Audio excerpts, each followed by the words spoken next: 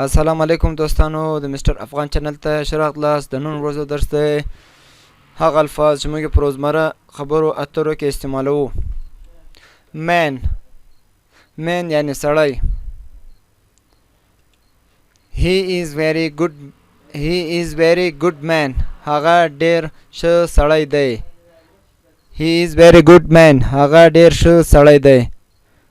نو په دې کې مونږ مین دې جمله کې مین چې سو هغه زمونږ سړی سو. وومن ښځه. بوای هلک. ګرل نجلۍ. چایلډ ماشوم. روم کمره یا کوټه. ډور دروازه یا ور. وینډو کړکۍ. روف چت یا بام. کلوت رخت یا پوشاک. شرٹ قمیص. پینٹ پتلون.